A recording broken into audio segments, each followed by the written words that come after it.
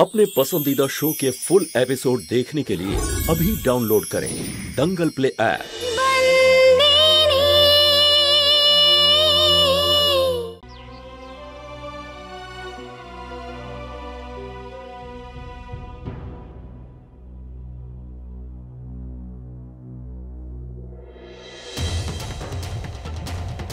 কি ভাবছেন মালকিন? সারাং আর বিভার ব্যাপারে আমি কিছু বুঝতেই পারছি না। এটা তো নিশ্চিত যে ওরা একে অপরকে প্রথম থেকেই চিনত। যদি এরকমই হয়ে থাকে তাহলে সারাং বিয়ের সময় এসে এরকম একটা অসভ্যতা করলো কেন? আমি তো কিচ্ছু বুঝতে পারছি না, কিন্তু এইটুকু আমি খুব ভালো করে বুঝতে পারছি যে কিছু তো ব্যাপার আছে। সারাং নিশ্চয়ই এই বিয়েটা বাধ্য হয়ে করেছে। কিচ্ছু বুঝতেই পারছি না আমি। কোনো তো গল্প নিশ্চয়ই আছে যেটা লেখা হয়েছে লন্ডনে কিন্তু ঘটছে এখানে, আর আমাকে সেই গল্পটা জানতেই হবে।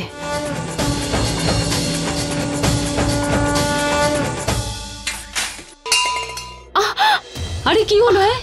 কি করে হলো এরকম? অনেক বেশি জলটা গরম ছিল। দাঁড়ান দাঁড়ান, আমি দেখছি। এই কি হচ্ছে এখানে? কি হচ্ছে? মালিক, ওনার পায়ে গরম জল পড়ে গেছে। আরে গরম জল এভাবে কি করে পড়ে যায় বলতো? রান্না করে কাজ হয়, সেখানে জল গরম করা হয়, সে একটু সাবধানে কাজ করতে হবে তো। হ্যাঁ, আমি বুঝতে পারিনি। আমি ঠিক আছি মালিক। হ্যাঁ হ্যাঁ, দেখতে পাচ্ছি আমি তুই কতটা ঠিক আছিস। দেখতে হয় কি করছিস তুই? এগুলো জানা, গিয়ে ওষুধ নিয়ে যা। যা যাচ্ছি। ওট ওট ওট ওট ওট, এবার ওট ওট ওট দেখি। হ্যাঁ, হাতটা দে, হাতটা আমি তুলছি। ওট ওট ওট।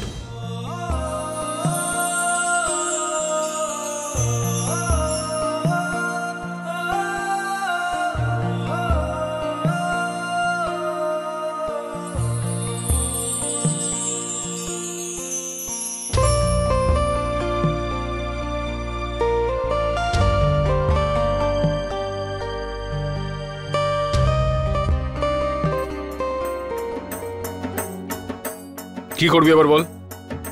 হ্যাঁ, এমনিতে তো অনেক বড় বড় কথা বলিস মাঝে মধ্যে। হ্যাঁ, বাড়ির সবাইকে তুই জ্ঞান দিয়ে বেড়াচ্ছিস প্রত্যেক দিন, আর নিজে সাবধানে কাজ করতে পারিস না। হ্যাঁ, আর এইসব যখন ঘটে না, কখন এগুলো ঘটে তুই জানিস কি? যখন কাজে একেবারে মন থাকে না কারোর। হ্যাঁ, আর তাছাড়াও তোর মাথা বলে তো কিছু নেই। কি ভাবছিলি বলতো তুই তখন ওই সময়? আসলে আমি সারাং আর বিভার বিয়ের কথা ভাবছিলাম। আমার মনে হচ্ছে যে কোথাও না কোথাও আমার মুঙ্গিকে ব্যবহার করা হয়েছে এই ব্যাপারে। শোন, আমি তোকে বলেছিলাম না, ওই মঙ্গি তোর বোন হতে পারে, কিন্তু আসলে আমার মেয়ে। তুই ওকে নিয়ে দুশ্চিন্তা করা একদম বন্ধ করে দে। আমি রয়েছি তোর জন্য যা কিছু ভাবার। আমি এরকমটা চাই যে ও একদিন নিজের পায়ে খুব শক্তভাবে খাড়া হবে, আর আমি আমার অনেক দায়িত্ব ওর কাঁধে সেদিন সঁপে দিতে পারবো। আর যদি এরকমটা হয় না, আর ওই মেয়েটা যদি নিজের পায়ে ঠিক মতো দাঁড়িয়ে পড়তে পারে না, তাহলে কারোর সামনে এসে হাত পেতে সাহায্যের জন্য কিছু বলতে হবে না। বুঝতে পারলি? তুই বাড়িতে সবার জন্য তোর যাবতীয় চিন্তা ভাবনা রয়েছে, কিন্তু নিজের কথা তুই একদম ভাবিস না। এটা হচ্ছে তোর সব থেকে বড় ভুল। মালকিন, আমি ওষুধ এনেছি, আপনার পায়ে লাগিয়ে দিচ্ছি। এটা লাগালে জ্বালা কমে যাবে। দে না।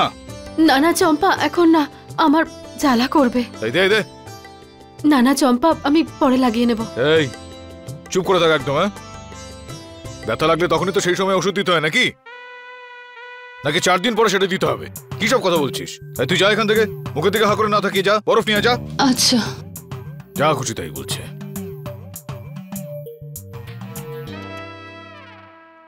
এসব আপনি কি করছেন মালিক? কি হয়েছে? এত বড় পাপের বোঝা চাপাচ্ছেন কেন? কি সব বলছিস বলতো তুই? আজ পর্যন্ত ধর্মরাজ মাহিয়া বংশী কোনো রকম পাপ করেনি, বুঝেছিস? আমি ওষুধ লাগিয়ে দিচ্ছি শুধু। সবসময় একজন স্ত্রী তার স্বামীর পা ছুঁয়ে থাকে। আমি লাগিয়ে নেব তো মলমটা পরে। আচ্ছা, ব্যাস ব্যাস ব্যাস। এই যে এই সমস্ত পতি পরমেশ্বরের পুরাণ রয়েছে না, এটা আমি অনেক আগে থেকেই জানি, বুঝেছিস? আজকে নয়। তোর ব্যথা লেগেছে তাই আমি সেখানে ওষুধ লাগিয়ে দিচ্ছি, ব্যাস।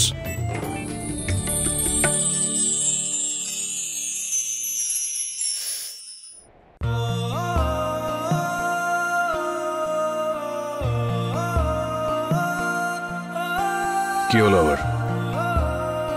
আরে আঘাত লেগেছে, তার জন্য একটু ব্যথা তো তোর হবেই, তাই না? চুপচাপ বসে থাক একদম।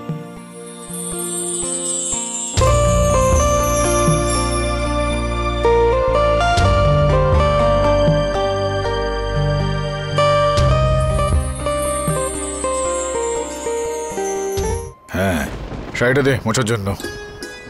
আর একদম এখান থেকে উঠবে না একদম, ঠিক আছে? মালিক বরফ। হ্যাঁ রাখ না। আর পায়ে যেখানে ব্যথা লেগেছে না তোর, তাই হাঁটা চলা করা কোনো রকম চিন্তা ভাবনা করবি না। এখানে বসে থাকবি যতক্ষণ না এটা ঠিক হচ্ছে। আর তুইও আমার কথা ভালোভাবে শুনে রাখার চেষ্টা কর, ওর খেয়াল রাখবি যতক্ষণ না সুস্থ হয়। আমি যাচ্ছি এখন কারখানায়, দেখে আসি একবার ওখানে সবকিছু ঠিকঠাক চলছে কিনা। আর হ্যাঁ, যেটা বললাম সেটা যেন একদম মনে থাকে।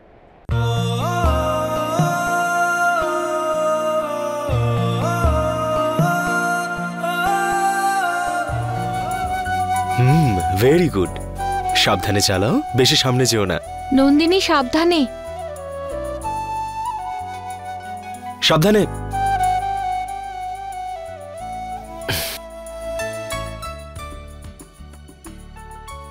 কত কিছু বদলে যায় জীবনে, তাই না? হয়তো বদলে যাওয়ার নামই হচ্ছে জীবন। কিন্তু তুমি একটুও বদলাওনি। হ্যাঁ, হয়তো সেই জন্যই জীবন আমাকে ফেলে রেখে সামনে এগিয়ে গেছে। আর যদি জীবন থেমে গিয়ে তোমায় আবার ডাকে, তবে?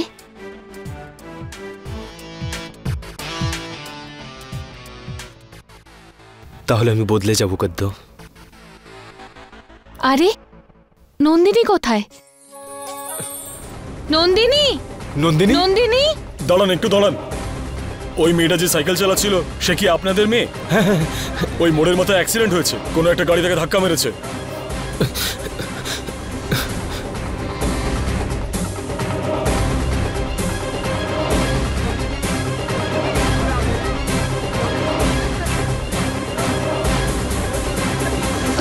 নন্দিনী, নন্দিনী, নন্দিনী, চোখ খোলো।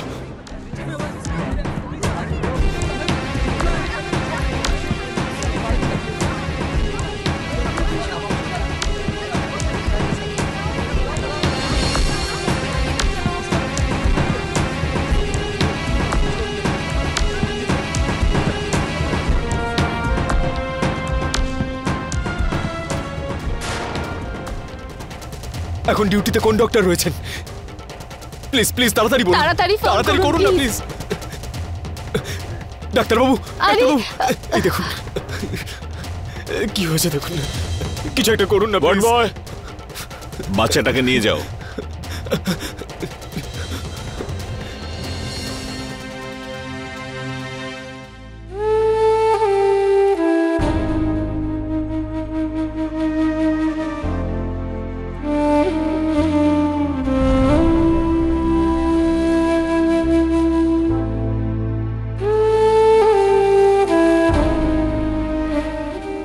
এক্সকিউজ মি,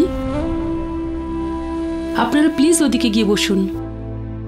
প্লিজ আমাদের কাজটা আগে করতে দিন, আপনারা ওইদিকে গিয়ে বসুন।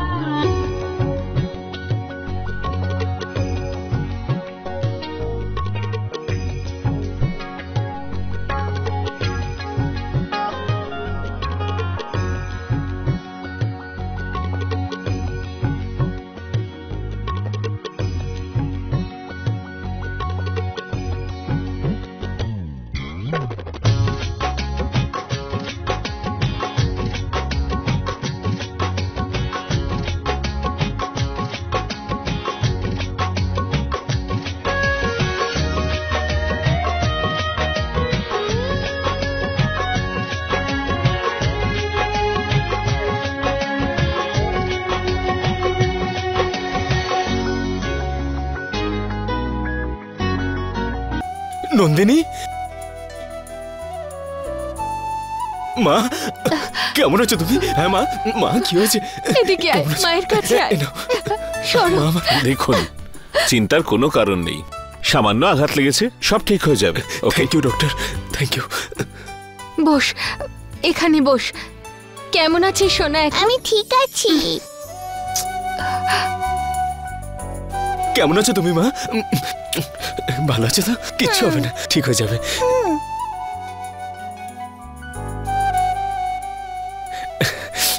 কদ্দু, ও শুধু আমার বা তোমার নয়, আমাদের দুজনের মেয়ে। নন্দিনীকে এই অবস্থায় দেখার পর আমি ভীষণ ভয় পেয়ে গেছিলাম। কিছুক্ষণের জন্য আমার মনে হয়েছিল যদি ওর কিছু হয়ে যায় তাহলে আমি আর বাঁচবো না। কিন্তু আমরা যেখানেই থাকি না কেন দুজনে, এই পৃথিবীর যে কোণাতেই থাকি না কেন, আমাদের দুজনের ভালোবাসা একে অপরের জন্য কম হতে পারে, কিন্তু তার জন্য আমাদের ভালোবাসা একেবারেই কমতে পারে না যারা আমাদের দুজনকে এক করেছে, আবার দেখা করিয়েছে। একজন মহিলা একজন পুরুষ একসাথে থাক বা না থাক, স্বামী স্ত্রী একসাথে থাকুক বা না থাকুক, কিন্তু বাবা মা যেখানেই থাক না কেন তারা সবসময় একসাথেই থাকে।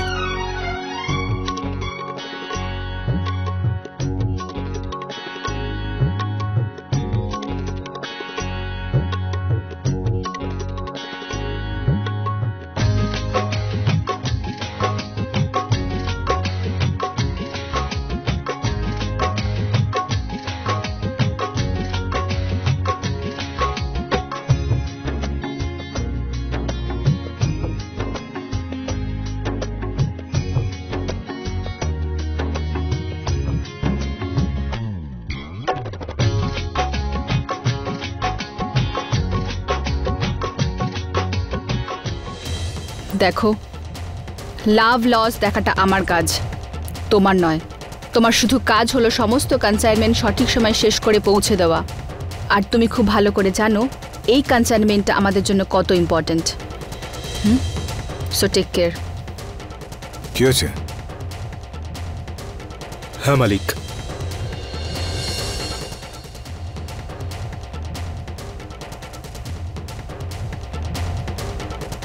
এবার আজকের পর থেকে এই মায়াবংশী ডায়মন্ড বক্সের যা যা সিদ্ধান্ত নেওয়া হবে না, আমরা প্রত্যেকে একসঙ্গে বসে সেগুলো নেব। আর এই আমাদের সবার মধ্যে মঙ্গিও থাকবে সবসময়। আমি এটা বলতে চাইছি তোমাদেরকে যে মঙ্গির কাঁধে আমি বেশ কিছু দায়িত্ব দিয়েছি, আর আমি দায়িত্ব যখন ওকে দিয়েছি তখন সিদ্ধান্ত নেওয়ার সমস্ত অধিকারও তোর থাকবে, তাই না? আজকের পর থেকে যা যা সিদ্ধান্ত এখানে নেওয়া হবে, মানে কাগজে যতজনের স্বাক্ষর থাকবে সেখানে মঙ্গিও শামিল থাকবে। বোঝা গেল?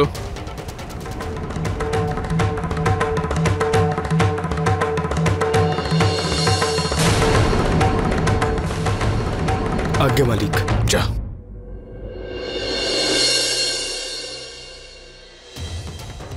বাবা, এতদিন ধরে কোম্পানিকে আমি একা সামলেছি আর এত দূর নিয়ে এসেছি আমি।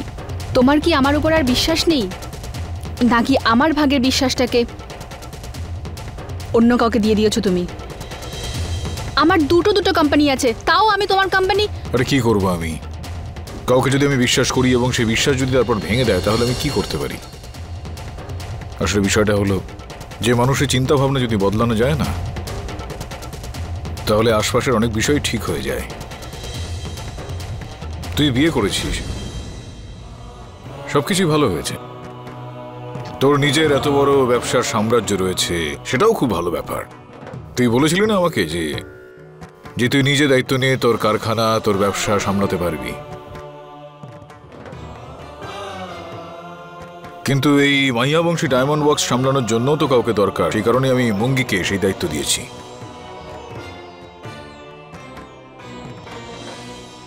দেখ বিবাহ, মাইয়াবংশী ডায়মন্ড বক্স থেকে এই ধরমপুরের সব বাড়িতে উনুন চড়ে, শুধুমাত্র তোর কারণে আমি সেখানে আঘাত করতে পারবো না কখনোই, বুঝতে পারলি? এই মঙ্গি, আজ থেকে আমার সমস্ত কাজকর্ম তুই সামলাবি, বুঝতে পারলি কি বললাম? কিন্তু জামাই বাবু। এই ধর্মরাজ মাইয়াবংশীর এটা আদেশ, মানতে তো হবেই। চলো।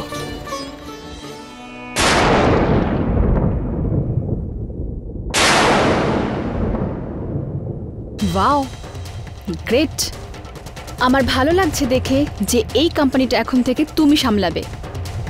যখন বাবা তোমাকে এত বড় একটা কোম্পানির দায়িত্ব দিয়েছে তো দায়িত্ব তো নিতেই হবে।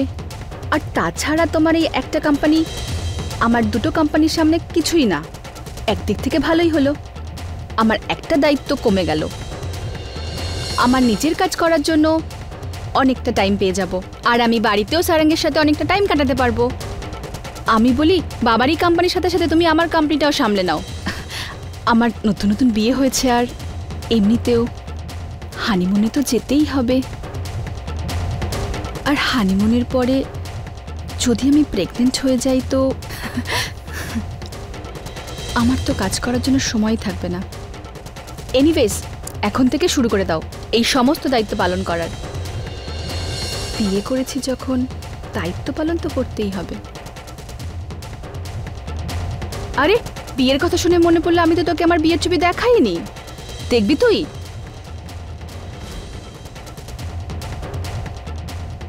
দেখ আমাদের দুজনকে কত সুন্দর লাগছে। আর এই ছবিটা দেখ, আমাদের দুজনকে কত সুন্দর লাগছে ছবিটাতে। Perfect couple, made for each other, তাই না? বল না, তুই তো কিছু বলছিসই না। ও চলে এসছে আমার হাজব্যান্ডের ফোন। আই এম শিওর কোনো পার্সোনাল কথা হবে। Excuse me. হ্যাঁ, সরি।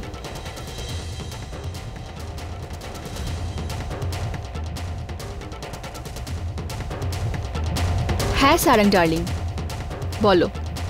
ঠিক আছে, অ্যাকচুয়ালি আজ তেমন কোনো কাজ নেই, আমি এক্সট্রা হেল্প পেয়ে গেছি। হ্যাঁ হ্যাঁ, আমি তাড়াতাড়ি বাড়ি চলে আসবো। আজ আমরা বাইরে যাব একসাথে, ওকে? পাক্কা, প্রমিস। Love you.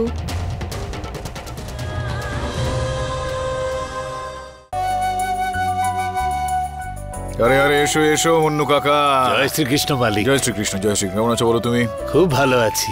কি বলছো তুমি ভালো আছো? বলো তো, যদি ভালোই থাকো তাহলে তোমার মুখে এই চিন্তার দাগ দেখতে পাওয়া যাচ্ছে। মালিক, আজ আমার অর্ধেক দিনের ছুটি দরকার। বাড়িতে আমার স্ত্রীর শরীরটা ভালো নেই। হ্যাঁ, কিন্তু কিন্তু বাড়িতে থাকবে তো ওই শিশু সন্তান, তাদের প্রত্যেককে দেখভাল করার জন্য। সবচেয়ে বড় চিন্তা তো ওটাই মালিক।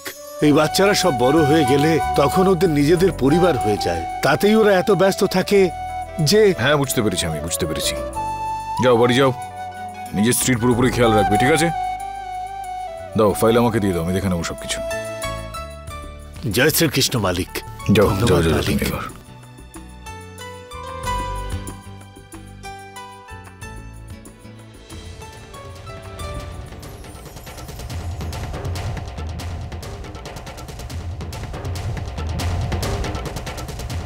মালকিন, মালকিন, মালিক আপনাকে বলেছিল বিশ্রাম নেওয়ার জন্য, আর আপনি হেঁটে চলে বেড়াচ্ছেন।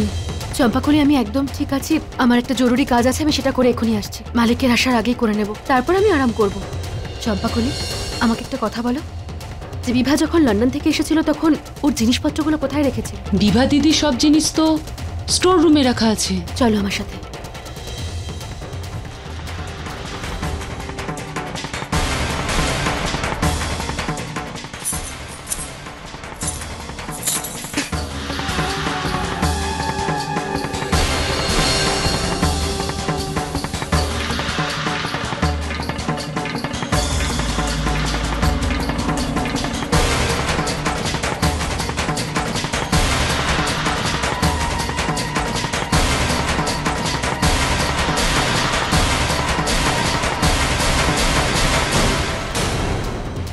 চম্পা, এই ব্যাগটা কার?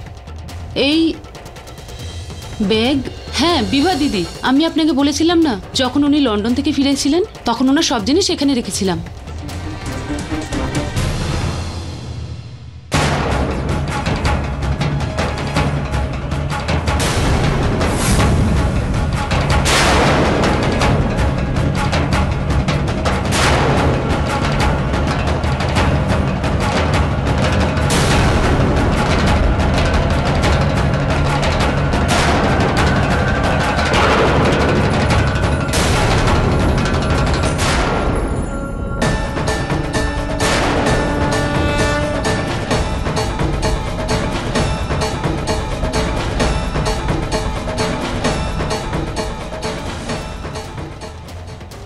আমি একদম ঠিক সন্দেহ করেছিলাম কিছু তো নিশ্চয়ই হয়েছিল লন্ডনে। এখানে তো শুধু খেলাটা শেষ হয়েছে, এর গল্পটা তো লন্ডন থেকেই শুরু হয়ে গেছিল। সারং আর বিভার বিয়ের প্ল্যানটা লন্ডনেই করা হয়ে গেছিল। আমাকে কোনো না কোনোভাবে খোঁজ করতেই হবে বিষয়টা। যদি সারং বিভার কলেজেই পড়তো তাহলে বিভা কি ভাবতো ওর ব্যাপারে? ওদের এই সম্পর্কটার রহস্যটা আমাকে জানতেই হবে।